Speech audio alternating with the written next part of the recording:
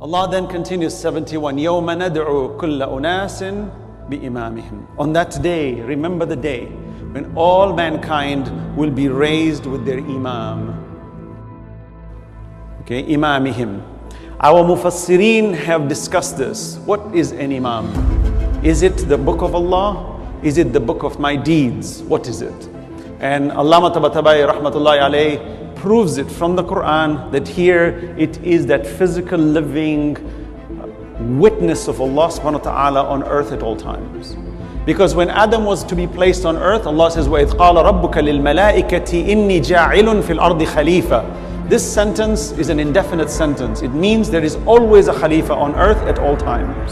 إِنِّي جَاعِلٌ فِي الْأَرْضِ خَلِيفَةً. We as a human race are also known as khulafa, but at a lower level.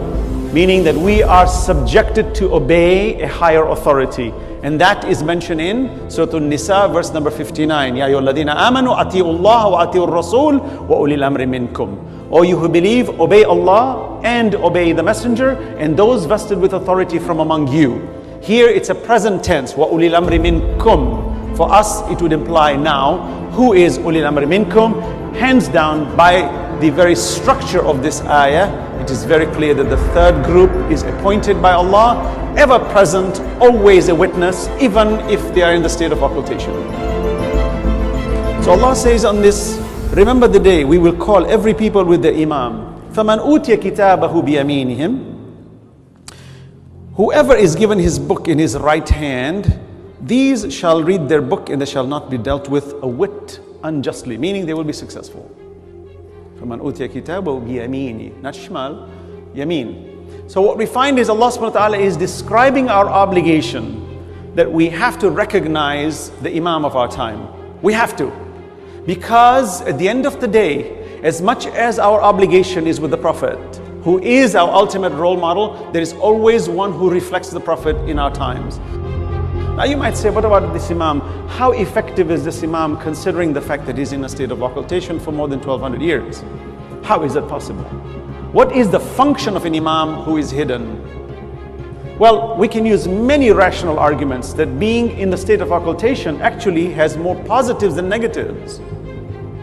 For example, since Allah has warned us, and this warning can lead us to hell, one would argue that since this warning, which Allah says, Alam ahad ilaykum ya bani Adam an la ta'budu shaytan. Now here shaitan has many meanings. Shatana in Arabic means that which takes you away from good, that which is harmful.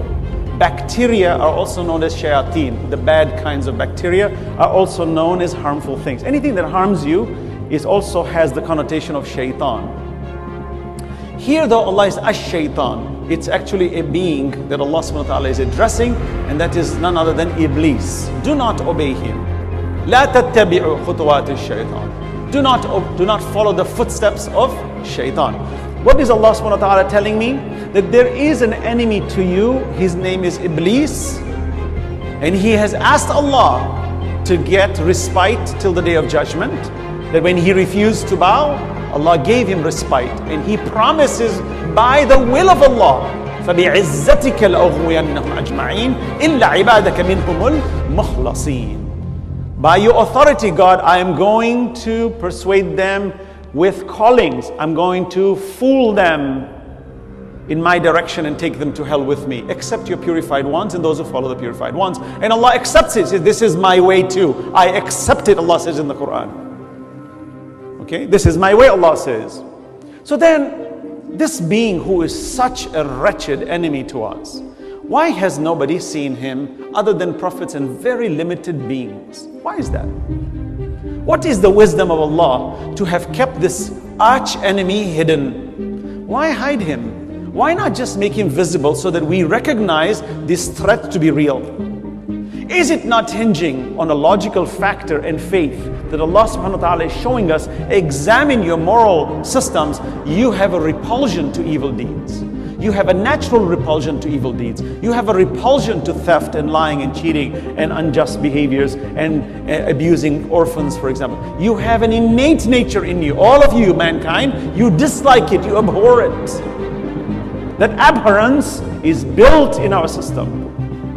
So Allah subhanahu wa ta'ala is connecting that physical reality by which we know the existence of dimensions that you and I cannot touch, but they exist within our dimension. Even scientists speak of 11, 13 dimensions. In science, why do we talk about these dimensions? They're not experimental. They cannot be experimented. Not in our four-dimensional universe. No, that we understand. Though our universe is more than 4 dimensions, but we understand it as 4 because we are 4-dimensional human beings. We have those dimensions. But there are other beings that are on a different dimension that are actually walking on a 2-dimensional universe, right here where we are, a 5-dimensional universe, 6-dimensional universe, that you and I cannot feel them, but they are with us. And they pass through us, by us, on us, with us. We know that. But it cannot be fully experimented. But we know it exists. Why? It's through deductive reasoning, through inductive reasoning. We have the powers to understand that. So Allah subhanahu wa ta'ala, when He keeps a being who is in a state of hiding, from an ethical point of view, it is a trial. الَّذِينَ يُؤْمِنُونَ بِالْغَيْبِ وَيُقِيمُونَ الصَّلَاةَ وَمِمَّا رَزَقْنَاهُمْ يُنْفِقُونَ. Now you might say, of course, you're saying, of course, they believe in the unseen. But isn't that such an easy answer for anything then? Because if I can create a fictitious idea, I can hide under the garb of believing in the hidden, and that's the ghaybah. Oh, of course, you have to believe in it. Yes, we need to believe in things that are reasonable. We need to believe in things that are sustainable within reason. So if anybody wants to come and create fictitious ideas, no problem. But it has to be tested. If it can withstand scrutiny, then it is acceptable. No one can reject it. So when we talk about the hidden, Iblis is a good example.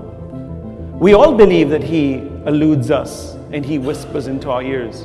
Not only because the Quran has said it, even those who have never read the Quran know of the evil forces, the dark side. Even Hollywood churns them out all the time. Then what is it? It's hidden. Why do we believe in that? Yet when it comes to a living Imam, many a times we ask the integrity, is it possible? What's the function behind it? I said, look at the entire parameter first of all, and tell me if it's impossible. Then we can discuss the matter as being foolish. No. No one can dare say it's impossible.